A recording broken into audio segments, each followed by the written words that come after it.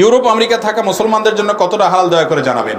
ভাই, অমুসলিম প্রধান অঞ্চলে, অমুসলিম প্রধান দেশে মুসলমানদের জন্য গিয়ে মুসলমান প্রধান এলাকা থেকে বসবাস করা হাদিসে নিষেধ রয়েছে। কেন? কারণ সেখানে নিজের ইমান আমল টিকানো যায় না। নিজে কষ্ট করে টিকানো গেলেও পরবর্তী জেনারেশন টিকানো যায় না। বহু মা বাপ আমাদের কাছে কান্নাকাটি করেছেন, একটু হালুয়া রুটি ভালো খাওয়ার জন্য সেখানে চলে গেছেন, পরবর্তী জেনারেশন কাফের হয়ে গেছে, বেঈমান হয়ে গেছে। কারণ শিক্ষা প্রতিষ্ঠান এবং সব জায়গায় সে প্রভাবে সে নষ্ট হয়ে গেছে। আপনার জেনারেশন কাফেরের দিকে, কুফরের দিকে চলে যাবে, আপনি সেই পথে যেতে পারেন না। তবে হ্যাঁ, সেই সমস্ত এলাকাতে যদি আপনি দাওয়াতের উদ্দেশ্যে থাকেন, দাওয়াত আপনার মিশন হয়, ইসলামের প্রচার আপনার মিশন হয়, তাহলে জায়েজ আছে সেই উদ্দেশ্যে বাচ্চাদেরকে সেভাবে গড়ে তুলবেন ইনশাআল্লাহ বিইذনিল্লাহ।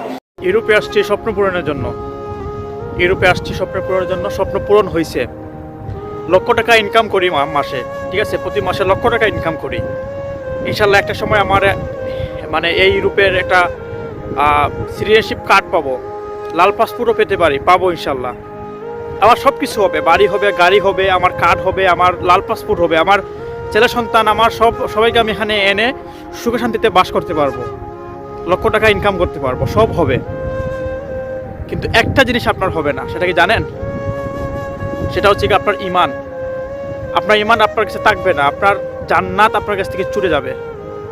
আপনার জান্নাত আপনার হবে না। সব হবে কিন্তু এই জিনিসগুলো আপনার হবে না। তো অনেকে আমাকে বলতে পারেন, ভাই কেন হবে না? আপনি আপনি ধরে রাখতে পারেন না, বা আপনার ইমান নষ্ট করে ফেলেন, এই জন্য কি সবাই করবে না? ভিউয়ার্স, আমরা অনেকেই স্বপ্ন পূরণের জন্য আমরা লক্ষ টাকা ইনভেস্ট করে আমরা এই ইউরোপের দেশগুলোতে আমরা আসি।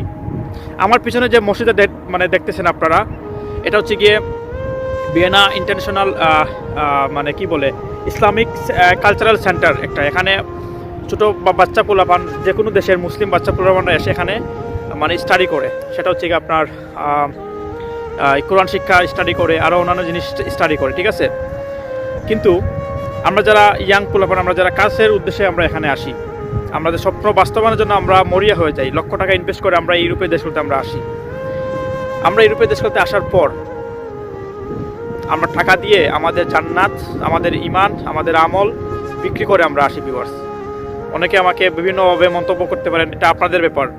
কিন্তু এমন কোনো মানুষ নাই বাংলাদেশের ইমান মুসলিম নাই, এশিয়ান বা স্পেশালি বাংলাদেশের, যে আসার পর তার ইমানের উপর বড় একটা ধাক্কা না লাগে, ধাক্কা খায়, বড় একটা ধাক্কা লাগে তার ইমানের উপর, তার মনের উপর। সেই ধাক্কাটা অনেকে সামলে উঠতে পারে, আবার অনেকেই সেই ধাক্কার আঘাতে তার ইমান চুরমার হয়ে যায়, ভেঙে যায়। সে এখানে আসার পর মেয়েদের প্রতি তার লোভ বেড়ে যায়।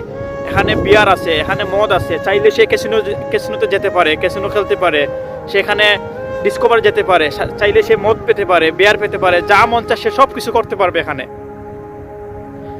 এসব জিনিসের আসার পরেই এসব জিনিসের পর অনেকের আছে, ম্যাক্সিমাম মানুষের লোভ হয়ে যায়, কেননা আমরা চাইলে এগুলো দেশে পাই না।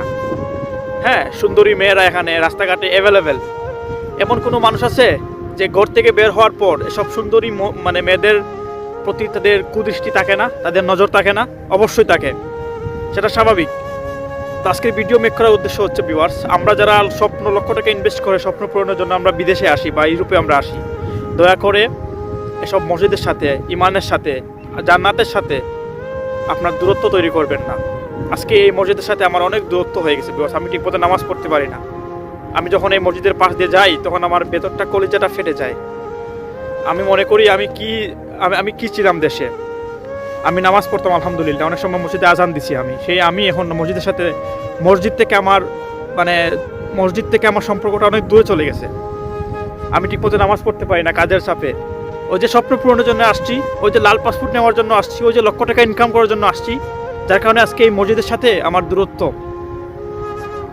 ভিউয়ার্স, কষ্টের কথা কি বলবো, যা সত্য তাই বলতেছি। আপনারা যা মন চায় বলতে পারেন, কিন্তু এটাই বাস্তব। আপনারা যারা আপকামিং আসবেন, ভিউয়ার্স, দিন শেষে আমরা মুসলিম। দিন শেষে না, দিনের শুরুতে, দিনের শেষে, সর্বস্ত জায়গাতে আমরা মুসলিম।